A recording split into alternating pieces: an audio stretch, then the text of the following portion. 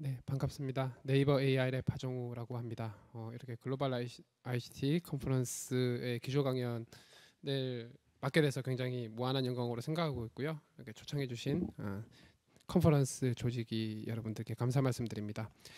제가 오늘 공유드릴 내용은 요즘 하도죠. 초거대 AI 혹은 초대규모 AI가 굉장한 어떤 AI를 넘어서 전 산업에서 화두로 이어지고 있고 글로벌 스케일에서요. 그래서 이 사실 패러다임을 바꿔가는 것 같습니다. 기존의 AI를 넘어선 패러다임을 만들어가고 있는 것 같고 이런 새로운 생태계가 만들어지고 있는 부분에 대해서 기술적인 부분 그리고 우리가 앞으로 준비해야 되는 부분들 관련해서 좀 소개를 드리도록 하겠습니다. 사실 초대규모 AI라는 개념 자체가 확 화두가 되기 시작한 건 그렇게 오래되지는 않은 것 같습니다. 오픈 AI GPT-3부터 사실 그 이전에는 약간 뭐 모델이 라지 스케일 혹은 모델이 점점 커지고 있다 이 정도 느낌이었다면 오픈 AI에서 공개한 GPT-3가 굉장히 그 기존에 보지 못했던 상상하기 힘들었던 수준의 어떤 스케일과 대단한 어떤 능력을 보여주면서 전 세계의 연구자들뿐만 아니라 산업계, 사회에서도 관심을 갖게 되었고요. 그런 것들을 가능하게 했던 어떤 기술 동향, 혹은 기술 키워드라고 하면은 다음과 같이 표현할 수 있겠습니다. 학습 기법 관점에서는 즉 AI를 어떤 공부시키는 방법 관점에서는 자가지도 학습이라고 하는 기술이 훨씬 더 한 단계 발전했던 게 컸던 것 같고요. 그리고 학습을 하기 위한 어떤 AI 모델 관점에서는 트랜스포머라고 하는 모델이 출현을 하게 되고 그리고 굉장히 많은 어떤 멀티모달 그러니까 이미지, 텍스트, 오디오, 비디오 같은 굉장히 많은 데이터들이 학습에 활용할 수 있게 되면서 오늘날 초대규모 AI 혹은 하이퍼스케일 AI가 탄생할 수 있었다라고 생각을 하고 있고요. 이렇게 만들어진 초대규모 AI를 잘 활용을 하면 데이터 중심의 AI도 실현 가능하고 초대규모 AI 자체가 컨텐츠를 생성할 수 있는 혹은 데이터를 생성할 수 있는 기능이 정말 막강하기 때문에 이를 통해서 컨텐츠 생성 AI 혹은 이런 것들이 어플리케이션이나 서비스, 프로덕트로 이어지고 있는 그러면서 생태계를 만들어가고 있는 관점으로 이해해 주시면 되겠습니다. 네. 첫 번째 기술 키워드는 셀프 슈퍼바이즈드 러닝 말씀드렸던 부분입니다. 과거에 AI를 생각을 하면 어떤 데이터가 있다라고 할 때 그 데이터에 사람이 일일이 다 정답을 달아줬어야 했습니다. 그래서 사람이 달아준 정답을 기준으로 AI가 정답을 보면서 데이터를 보면서 학습을 했었던 거에 비하면 그걸 슈퍼바이즈드 러닝 혹은 지도학습이라고 얘기를 하죠.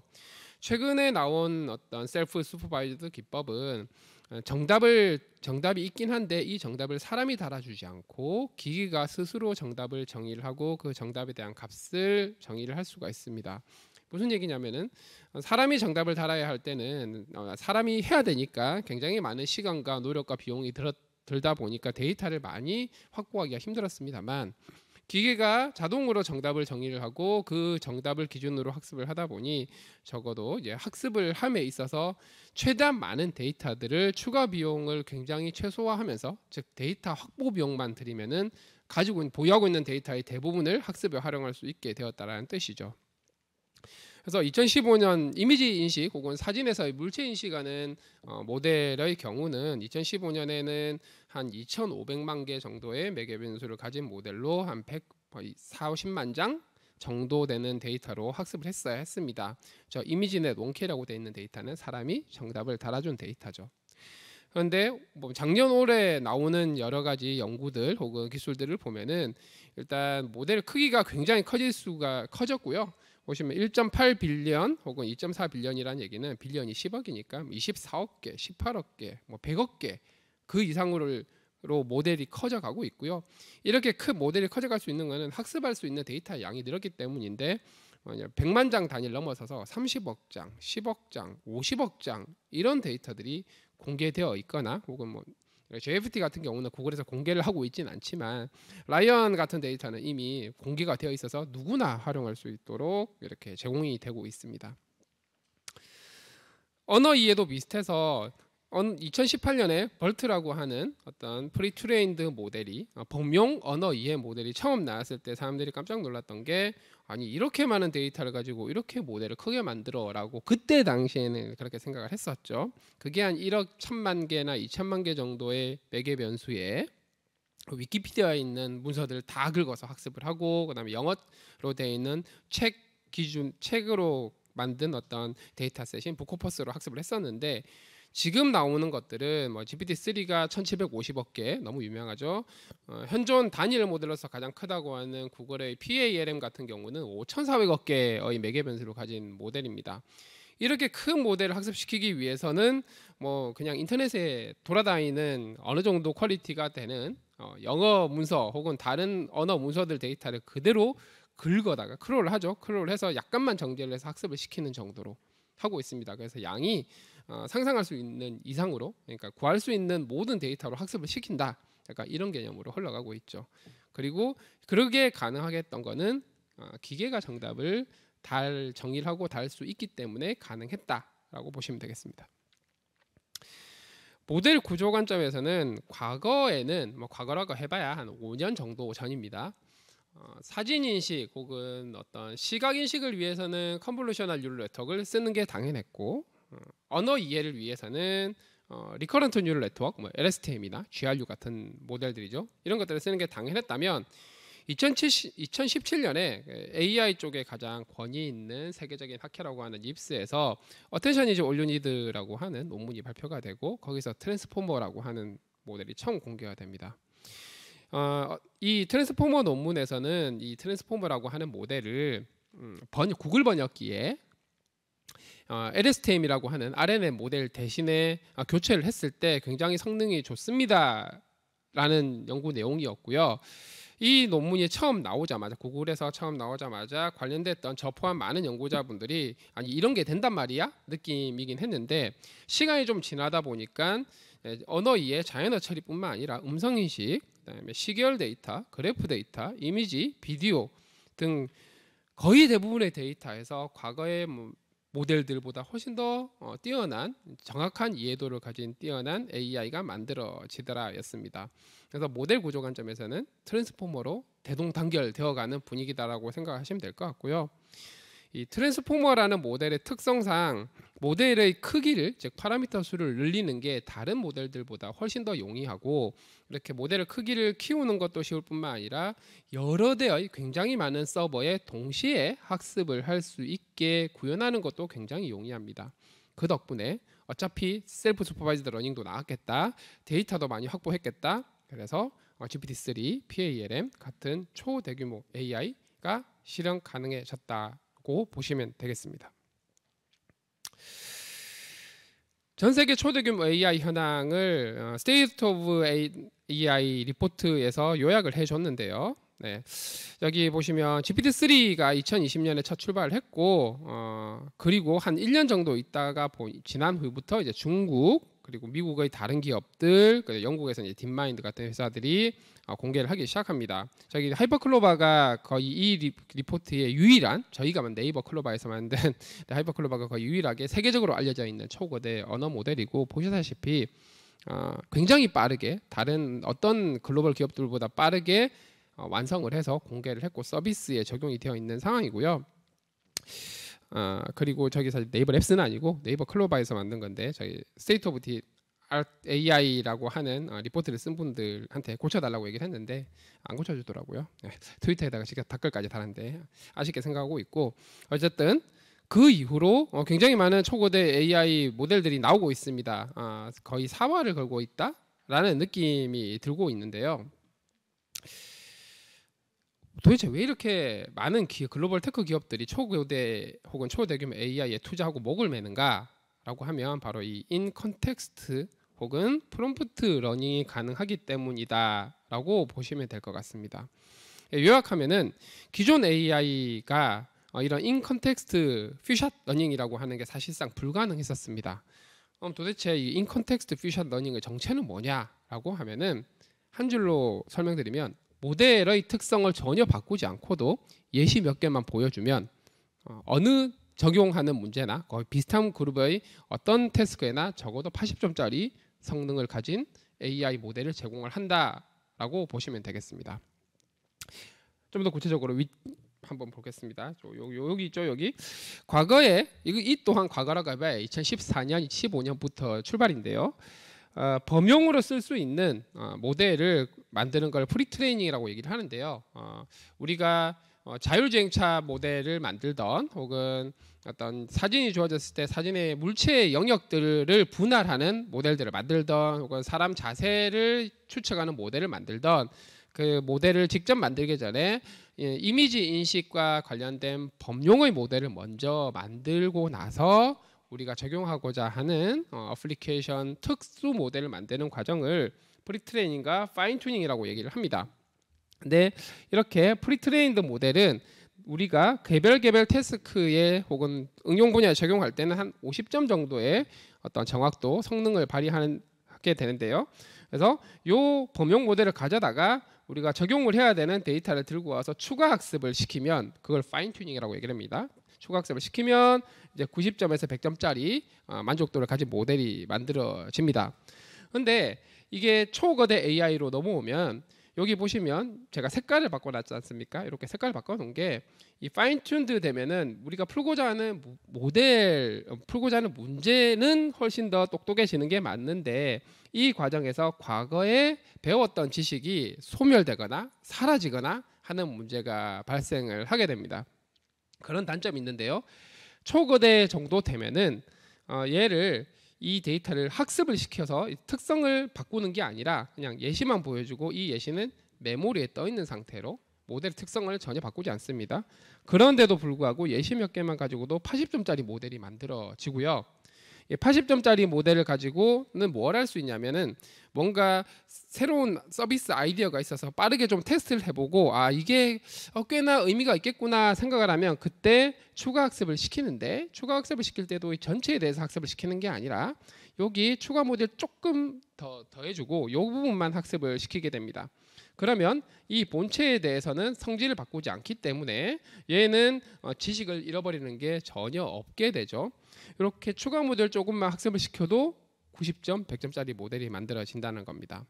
이거 하나 만들 때 수십억 혹은 수백억이 들어가는데 이렇게 되면은 어떤 어플리케이션 하나 만들려고 수백억이 예산을 넣어야 되는 거지만 얘는 초반 비용이 좀 들긴 하더라도 이거 하나 만들어 놓으면 나머지 거는 추가 비용이 거의 없이 수십 가지, 수백 가지 어플리케이션을 굉장히 빠르게 체크해 볼 수 있고 그리고 가능성이 보면 바로 서비스 혹은 프로덕트로 넣어 볼 수 있는 가능성이 열렸다 하는 측면 때문에 전 세계 글로벌 테크 기업들이 여기에 투자를 한다고 보시면 될 것 같죠. 이게 어떤 그 실제적인 이유라고 보면 될 것 같고요.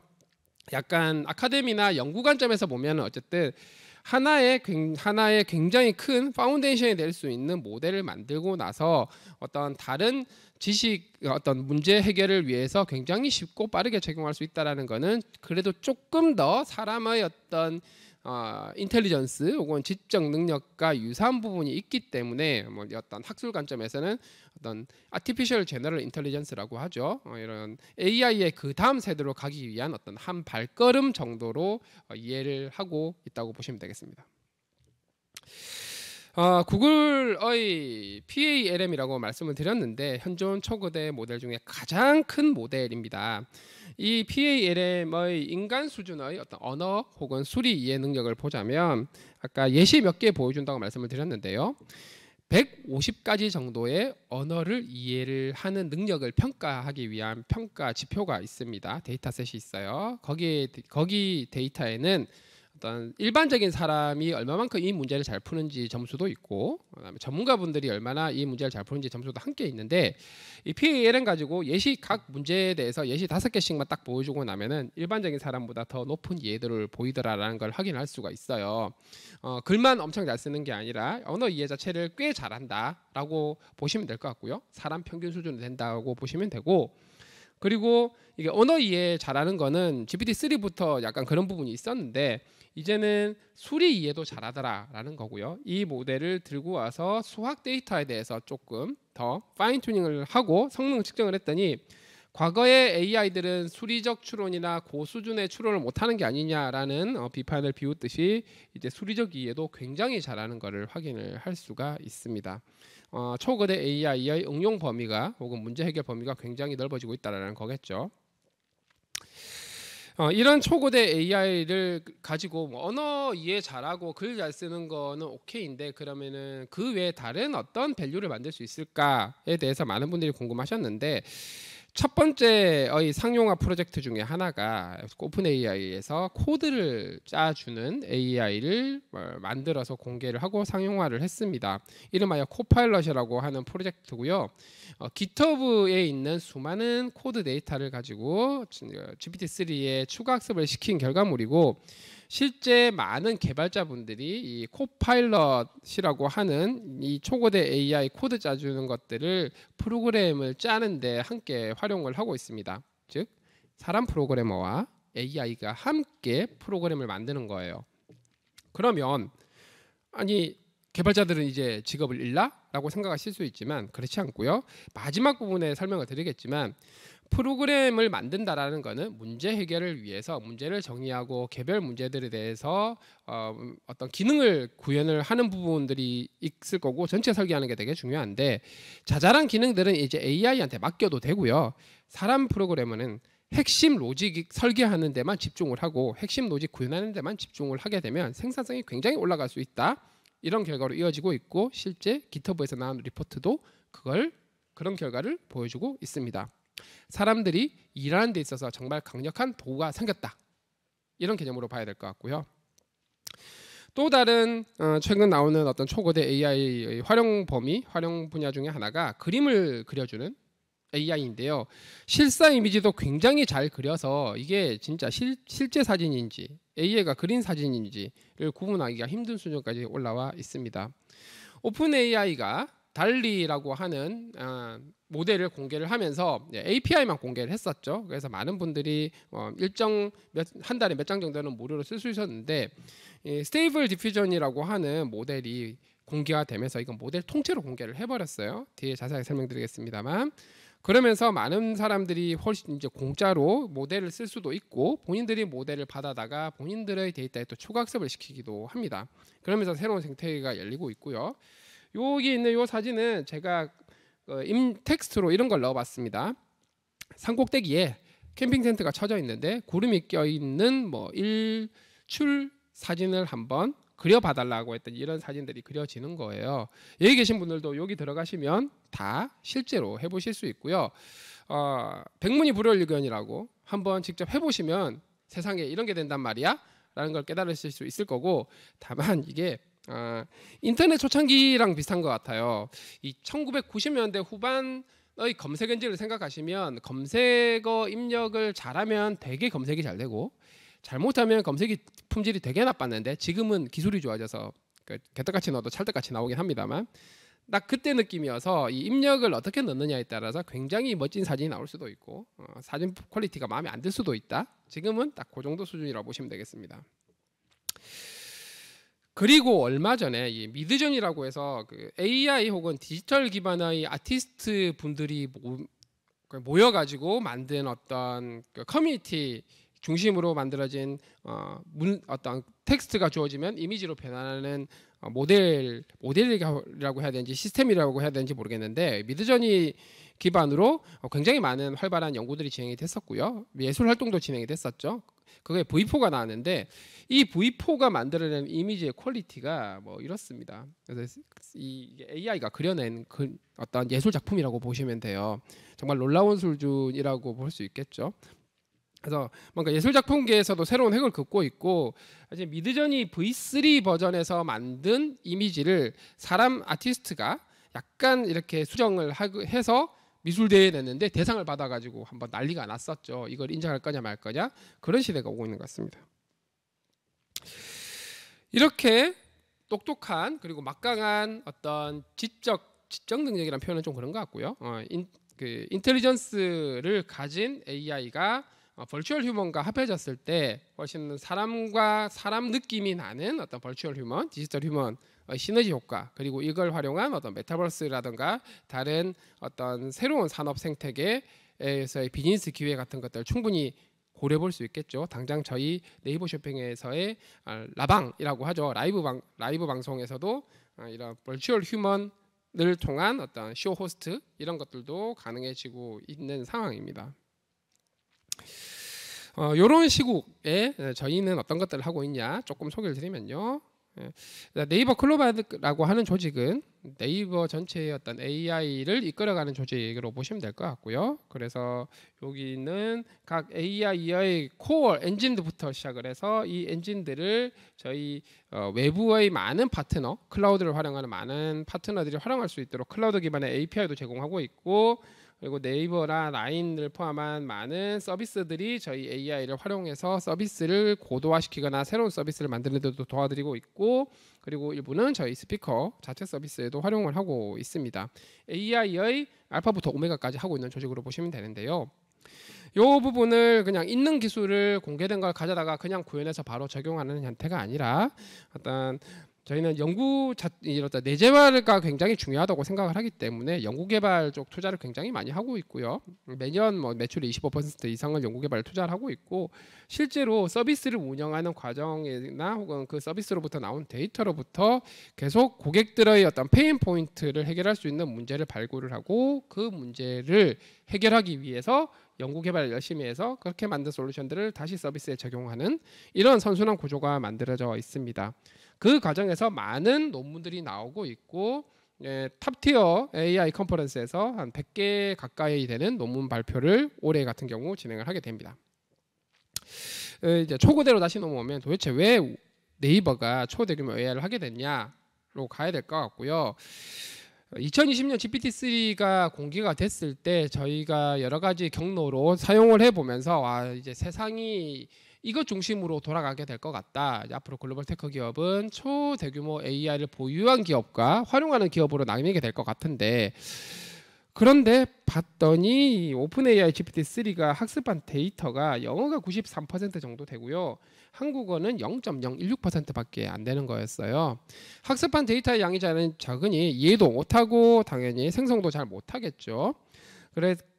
게다가 이런 초고대 AI 기술은 사실상 기반이나 인프라 기술에 해당하기 때문에 국가의 기술 패권, 요즘 글로벌 기술 경쟁 어마무시하죠. 기술 패권으로 미국, 중국 거의 전쟁에 불사하는 느낌으로 경쟁이 일어나고 있는데요. 우리나라도 마찬가지여서 최근에 어떤 앱 통행세라든가 구글 클라우드의 메일 양을 줄여버려 가지고 굉장히 많은 학교에서 좀 고생하고 계시는 이런 부분들을 볼 때 적어도 초거대 AI는 내재화, 그러니까 적어도 나라 단위에서 만들어서 운영을 해야 될 거라고 생각을 했고, 그렇다고 한다면 국가대표 테크 플랫폼 기업인 네이버에서 해야 되겠다라고 판단을 내리게 됩니다. 그래서 실제로 한국어 97%짜리 학습 데이터의 분량으로 치면 저희가 더 많습니다. 심지어. 그래서 한국어를 가장 잘 이해하고 한국어를 사용하는 사용자분들이 정말 가치를 만들어낼 수 있는, 그분들의 가치를 제공할 수 있는 모델을 만들게 됩니다. 실제로 저희의 또 다른 고민은 바로 이 부분이었습니다. 굉장히 많은 서비스들이 있지만 이 서비스들 각각에 대해서 AI 모델 다 만들고 AI 모델을 만들기 위해서 데이터를 다 새로 구축해야 되고, 근데 여기서 만든 모델을 여기다 가져가 봐야 적용 잘 안 돼서 다시 만들어야 되고 하는 어떤 확장성 관점에서 굉장히 고민이 많았고요. 사실 AI B2B 하는 모든 기업들이 가지고 있는 고민이라고 생각하시면 되겠습니다. 확장을 할 때 비용이 선형으로 증가를 하게 되면은 사실상 확장하는데 굉장히 애로사항이 있는데 AI가 가진 고질적인 문제라고 볼 수 있는데요. 저희는 그 해결책을 바로 이 하이퍼스케일 AI에서 찾게 됩니다. 아까 말씀드렸던 하나의 큰 모델을 만들고 비슷한 부류의 적어도 언어 이해와 관련된 혹은 언어 생성과 관련된 거의 대부분의 서비스에 추가 비용을 굉장히 최소화하면서 빠르게 해볼 수 있는 그 가능성에서 찾았고요. 그래서 저희 한국어 데이터 이만큼 5,600억 단어 정도의 데이터를 학습을 시켰고, 사실 이게 단순하게 양이 많은 게 아니라 네이버 데이터는 대한민국의 집단지성이라고 할 수 있죠. 집단지성을 AI로 만들어 녹여낸 AI라고 보시면 되겠습니다. 그렇게 모델이 만들어지고 공개해서 끝난 게 아니라 여기 계신 분들이 네이버 쇼핑 서비스나 네이버 검색 서비스를 앱을 통해서 쓰고 있다면 이미 여러분들은 저희 하이퍼클로바를 쓰고 계신 거라고 보시면 돼요. 네이버 쇼핑에 굉장히 많은 수천만 판매자분들, 고객분들이 계신데 판매자분들을 위한 도구들, 상품을 어떻게 하면 좀 더 잘 표현할 수 있고 그 다음에 고객들의 어떤 리뷰에 대해서 혹은 평가에 대해서 좀 더 잘 대응할 수 있도록 저희가 문구 같은 것들도 만들어 드리고 대응 문구도 만들어 드리고 심지어 쇼핑 시스템에 있는 어떤 챗봇이죠. 챗봇도 저희가 하이퍼클로바를 이용해서 훨씬 더 똑똑한 챗봇을 만들어 드리고 하고 있고요. 고객분들 입장에서도 보면은 상품 리뷰가 너무너무 많은 리뷰들이 있는 것 같은 경우는 제대로 다 보기 힘든데, 그래서 그 리뷰의 전체적인 수많은 리뷰들을 세 줄 요약을 해가지고 어떤 건 좋고 어떤 건 안 좋고도 딱 요약을 해드리기 때문에 고객분들은 그것만 보고도 판단하실 수 있도록 도와드리고 있습니다. 이렇게 비즈니스 관점에서 혁신을 만들어낼 뿐만 아니라 도구로서 사회의 어떤 발전, ESG 관점에서도 큰 기여를 할 수 있고요. 사실 AI가 굉장히 잘할 수 있는 부분은 사람의 리소스 문제로 사람의 손길이 닿기 힘든, 특히 이런 복지 사각지대에 있는 분들을 돌봐드릴 수 있는 AI 또한 만드는 게 가능하고요. 그 대표적인 예가 저희가 1인 독거노인 어르신들을 위해 안부를 묻고 말벗이 되어드리는 케어콜 서비스를 작년부터 진행을 해오고 있습니다. 보시겠습니다. 저는 독거노인이거든요. 애들도 다 해외에 가 있고.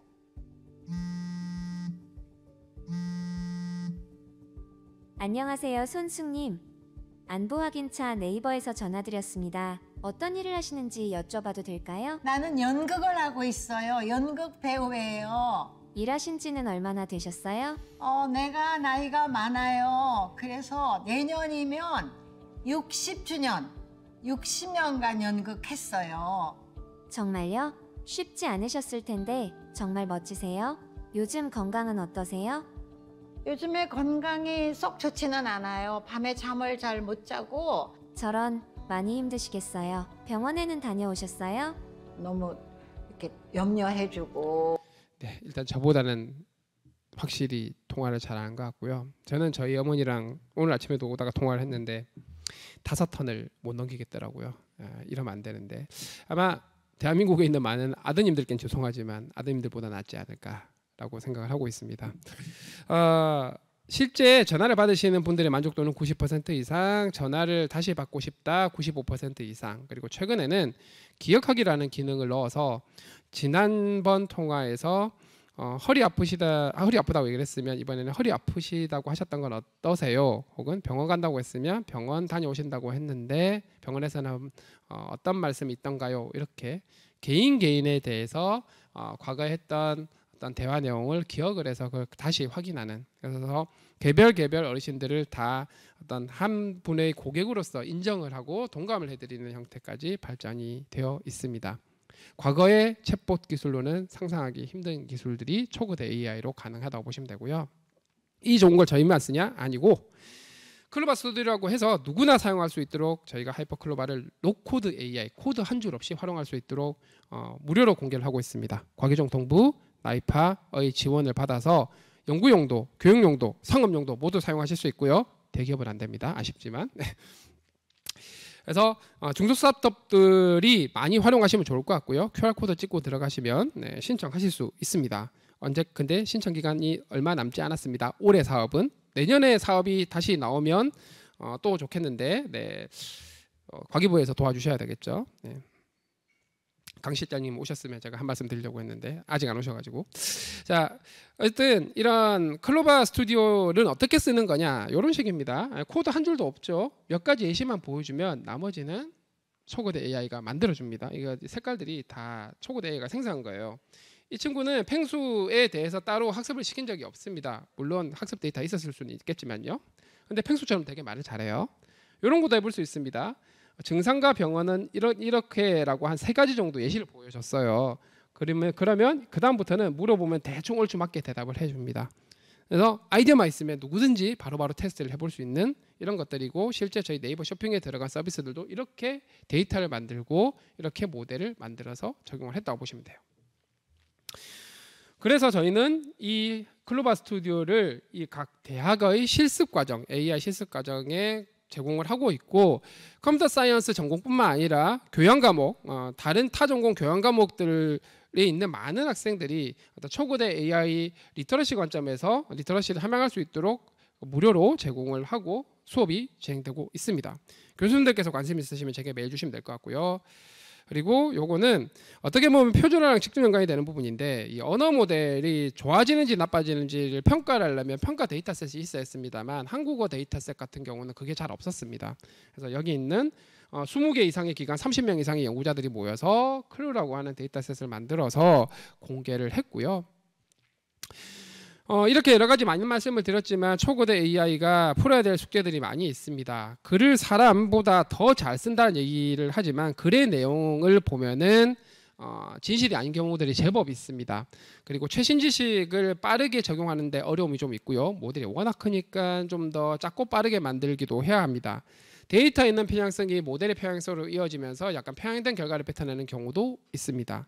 이런 어려운 문제를 해결하기 위해서 국내 카이스트 서울대와 함께 센터도 만들었고 뉴욕대에 있는 정용 교수님, 유니버시티 오브 워싱턴에 있는 최혜진 교수님, 그리고 유럽에 있는 저희 연구소 이렇게 함께 협업을 진행을 하고 있습니다. AI가 똑똑해짐에 따라 당연히 윤리적인 부분 신경을 많이 쓰고 있습니다. 그래서 저희 자체적인 AI 윤리 준칙 만들어서 실제로 가이드라인을 지켜가는 체크리스트 만들어서 운영을 하고 있고요. 그리고 전 세계 최고권위원이었던 컴퓨터 사이언스 공정성 학회에서 초고대 AI에서의 공정성이란 어떤 것인지 워크숍도 개최를 했고 이때 딥마인드, 오픈 AI, 구글, 메타의 레드팀, 즉 AI 윤리팀들이 함께 와서 많은 의견을 제시를 했습니다. 이제 미래에 대해서 좀 말씀을 나눠보려고 합니다. 여기 있는 많은 기업들이 초고대 AI를 하는 걸로 알려져 있는 기업들이고, 죄송합니다. 이 노란색이 있는 기업들은 API 혹은 뭐 다른 솔루션, 클라우드 기반의 솔루션을 통해서 이미 비즈니스 생태계를 만들고 가고 있는 기업이라고 보시면 되겠습니다. 이미 생태계가 열리고 있다는 거죠. 실제 오픈AI GPT-3가 만든 스타트업 생태계가 이미 수백 개 이상의 스타트업들이 GPT-3 API를 활용해서 그들의 서비스를 만들어내고 있고 대표적인 케이스가 이런 카피.ai라고 해서 카피라이트를 자동으로 이렇게 만들어주는 사람이 조금만 입력을 하면은 아주 좋은 카피라이트를 만들어주는 이런 스타트업들이 나오고 있고 투자도 많이 받고 있죠. 이미지를 만들어주는 기술 관점에서도 좀 눈여겨볼 만한 게 약간 트랜스포머 말씀을 드렸죠. 이게 어떤 그래프냐면 GitHub라고 해서 소스를 공개를 했을 때 오픈소스를 하는 가장 대표적인 사이트고 얼마만큼 사람들이 관심 있는지를 확인할 수 있는 게 그 GitHub 오픈소스의 그 페이지에 스타가 얼마나 많느냐, 별이 얼마나 많느냐로 카운팅을 하는데 보시겠습니다. 비트코인이 약간 요 정도로 성장을 하고 있습니다. 스타 수가 누적이 이렇게 올라오고 있고요. 이더리움은 대충 비트코인과 궤를 비슷하게 하는 것 같습니다. 근데 트랜스포머가 이렇게 허깅페이스라는 사이트에 공개됐을 때 이런 기울기로 올라가고 있죠. 비트코인보다 훨씬 더 많은 주목을 받았는데 텍스트가 줬을 때 이미지를 생성한다는 그 공개된 스테이블 디퓨전이라는 모델은 이 기울기가 거의 그냥 90도에 가깝게 올라오고 있습니다. 엄청나게 많은 관심을 받고 있고 완전히 생태계 파괴자 그리고 파괴된 형 질서를 새로 만들고 있는 생태계가 만들어지고 있는 상황입니다. 어떤 식이냐? 공개된 스테이블 디퓨전 모델을 들고 와서 병원에서 가지고 있는 엑스레이 데이터에 대해서 추가 학습을 시켜서 병변이 있는 엑스레이 사진이 부족한 학습 데이터를 이렇게 만들어내고 있고요.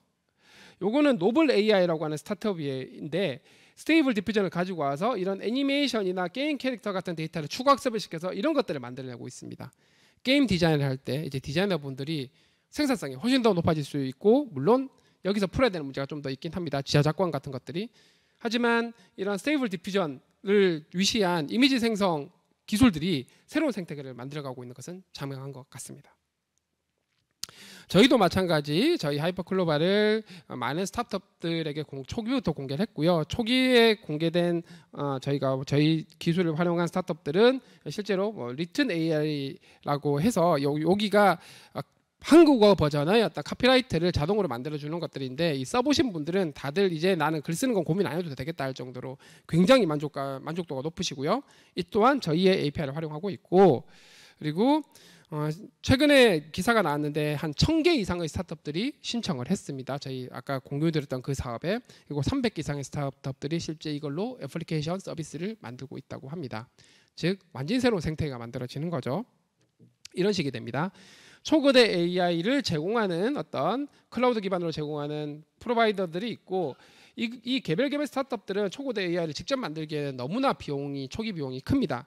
대신에 여기 있는 본인들의 데이터를 가지고 초학습을 해서 혁신적인 서비스를 만들 수도 있고, 혹은 여기 있는 여기 초거대 AI 자체를 그대로 활용해서 개별 서비스를 만들 수 있죠. 즉 아이디어만 있으면 누구라도 혁신적인 서비스를 만들 수 있는 생태계가 만들어진다는 거죠.